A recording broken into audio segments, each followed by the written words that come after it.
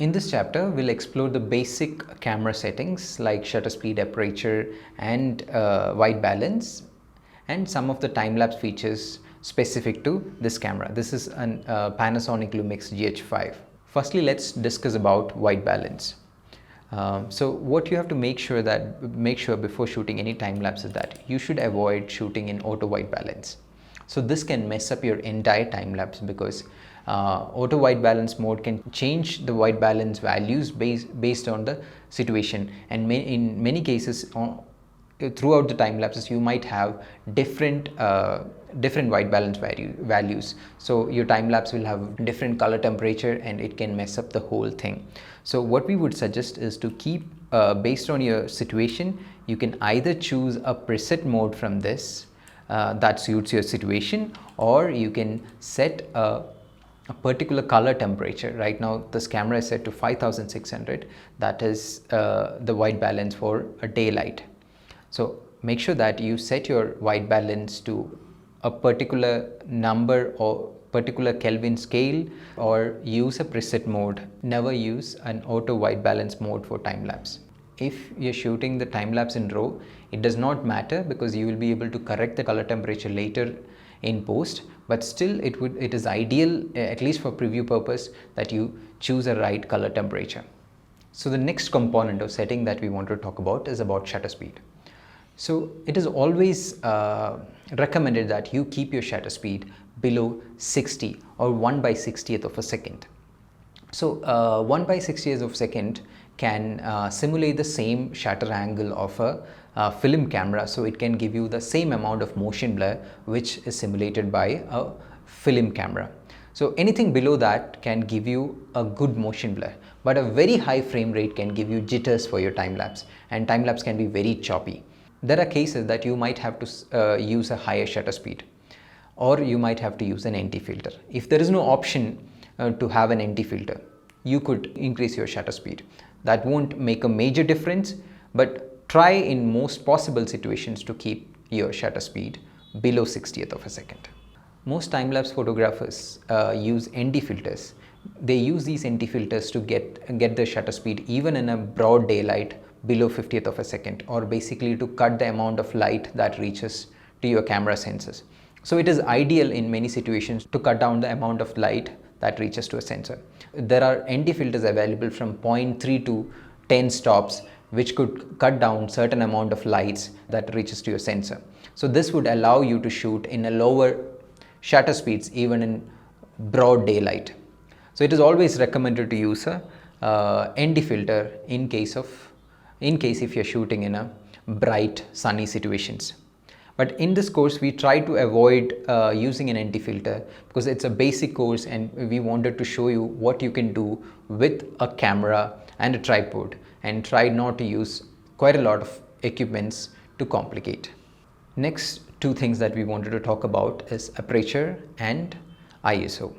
It is always recommended to use minimum ISO value to keep the noise level low. In daylight situation, it is very easy to keep your ISO levels low, as low as possible, so that you have very little noise in your time lapse. But in the case of night time lapse, you might have to increase the ISO to a higher value. It is always recommended to keep the ISO in the lowest setting as possible, so your image would have the least amount of noise. Or you could check with your camera manufacturer or check with the camera manual what is the best ISO or what is the base ISO of the camera that creates least noise in your image. But in many cases like night photography or astrophotography or astro time lapses, you would need to increase the ISO. You need to again get to know your camera and know up to what level of ISO that you could use to get a decent image. As mentioned earlier, there are cameras that are specifically designed for low light performance, like the Sony A7S that we use for astrophotography, which can go up to 400,000 ISO, and it is really good up to 3200 ISO. So there are certain cameras which cannot go up to that end. The best that you might be able to use is up to 800. Sometimes it's best you can use up to 1600. This is completely depends on the noise level that or the ISO performance that particular sensor has. So you need to check it out for yourself how much you can push your camera. So that completely depends on that specific sensor or specific camera. So we use this even our GH5S cameras have a very good low light capability. So we are able to push up to 3200 for a night time lapse. So this is completely camera dependent, and you have to check it out for yourself, which is the max ISO that you can use for your time lapse. So the another setting that you should know is the aperture or the f-stop. So the number that is written here, f3.2, it's basically the aperture or iris of the lens. This determines the amount of light that can be entered through the lens to the sensor. So based on how big or small the aperture value, the amount of light that reaches to sensor varies. Smaller the aperture number is, higher the amount of light that reaches to your sensor. So that depends on the lens that you have. Like right now my lens that is on this, it's a 1235mm 2.8 lens, which can go up to the minimum aperture of 2.8 and the maximum aperture of f22. This is also a factor in shooting night time lapses.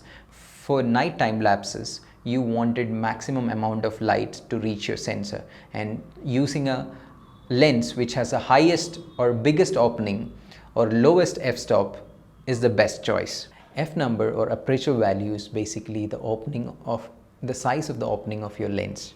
Higher the aperture value, smaller the size of the opening, and lower the aperture value or lower f-stop, this means a bigger opening in your lens. Based on the aperture value or f-stop, the amount of light that enters to the camera changes, and the depth of field that you experience in the scene also changes. Lower f-stop value like f1.2 or f2.8 gives you a shallower depth of field. That means you will have a very small area of focus, and rest of the area will be blurred.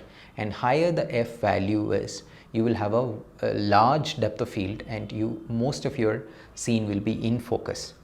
So f number determines two things. One is the amount of light that enters to the sensor and your depth of field. Every lens has a sweet spot that gives you the best, sharpest result in that lens. Sharpness, diffraction, and a lot of things vary manufacturer to manufacturer, lens to lens.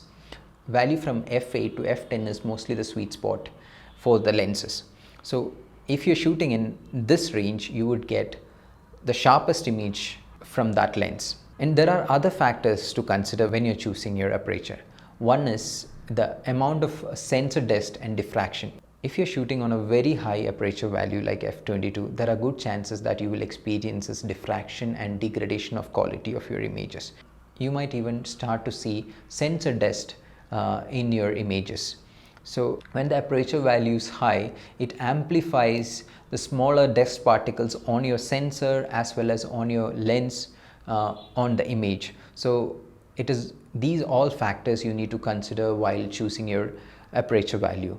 One is depth of field, next is the amount of light, and third is sensor dust, and fourth is diffraction. Try to identify the sweet spot of your favorite lens, so this will allow you to shoot sharp and clean images for your time lapses. There are a couple of things or couple of settings that you need to consider before shooting your first time lapse. One of them is a long exposure noise reduction filter. Most of the cameras have. By default, most of the cameras has this turned it on. That means that if there is a long exposure image that you're capturing for a time lapse, it try to reduce the noise in that image. But it can spoil your time lapse, or it is something that you need to turn off before start shooting the time lapse. One is that it takes a long time to process each image, so it might not work with the interval that you have set for the time lapse. Another thing is image stabilization. There can be optical image stabilization or that is on your lens, and there can be sensor stabilization on your camera. It is advisable that you switch off both of them for time lapses. It also can create some kind of a movement in the camera and might spoil your time lapses.